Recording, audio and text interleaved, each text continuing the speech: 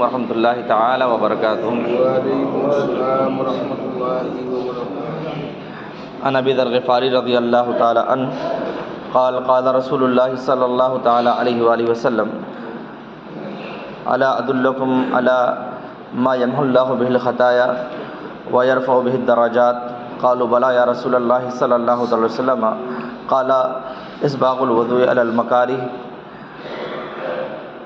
وکثرۃ الخطا الی المساجد وانتظار الصلاۃ بعد الصلاۃ، رواہ مسلم۔ مسلم شریف کی حدیث پاک ہے جس کے راوی حضرت ابو ذر غفاری رضی اللہ تعالی عنہ ہیں۔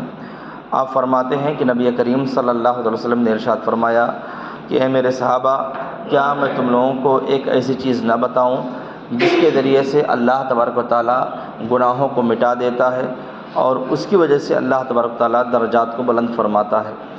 صحابہ نے کہا یا رسول اللہ صلی اللہ علیہ وسلم ضرور ہمیں بتائیں ایک ایسی چیز جس کی بنیاد پر انسان کے گناہ مٹا دیے جاتے ہیں اور انسان کا درجہ بلند ہو جاتا ہے۔ صحابہ نے عرض کیا یا رسول اللہ صلی اللہ علیہ وسلم ہمیں ضرور بتائیں وہ کون سی چیز ہے۔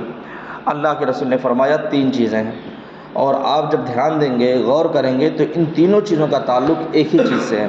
اللہ کے رسول فرماتے ہیں پہلی چیز کیا ہے؟ اسباغ الوضوء علی المکارہ، ناگواری کی حالت میں مکمل طور پر وضو کرنا، یعنی جب انسان کو وضو کرنا ناگوار ہو، ناپسند ہو، انسان وضو کرنے سے پانی چھونے سے اسے ڈر لگتا ہو، بھاگتا ہو، پانی چھونا اسے ناپسند ہو، ایسی حالت میں انسان اچھی طرح وضو کرے، مکمل طور پر وضو کرے۔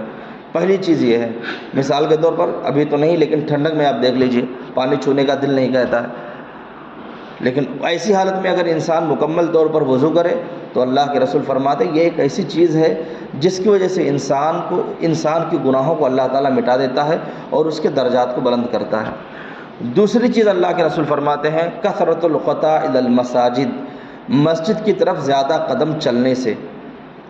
جو مسجد کی طرف جتنا زیادہ چل کر کے آئے گا، جتنی لمبی دوری سے آئے گا، جتنا زیادہ چلے گا، اللہ تبارک و تعالیٰ ہر قدم کے بدلے میں اس کے ایک درجے کو بلند فرماتا ہے، ایک گناہ کو مٹاتا ہے اور اس کے نام اعمال میں ایک نیکی کو بھی لکھتا ہے۔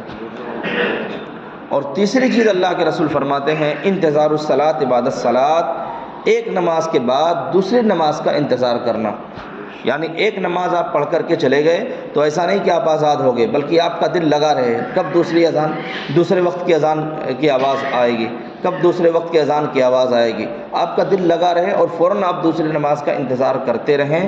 تو اللہ کے رسول فرماتے ہیں ذالکم الرباط، یہ 3 چیزیں ایسی ہیں جیسے کہ کوئی مجاہد اسلامی سرحد پر اپنا گھوڑا باندھتا ہے، جتنا ثواب اس کو ملتا ہے اتنا ثواب ان تینوں چیزوں کو کرنے والے کو ملتا ہے۔ یہ مسلم شریف کی حدیث پاک ہے۔ اور جب ہم غور سے دیکھیں گے تو ان تینوں چیزوں کا تعلق صرف ایک ہی چیز سے ہے اور اس کا نام ہے نماز۔ مکمل طور پر وضو کرنا کس کے لیے؟ نماز کے لیے۔ زیادہ قدم چلنا مسجدوں کی طرف کس کے لیے؟ نماز کے لیے۔ ایک نماز کے بعد دوسری نماز کا انتظار کرنا، اس کا بھی تعلق نماز ہی سے ہے۔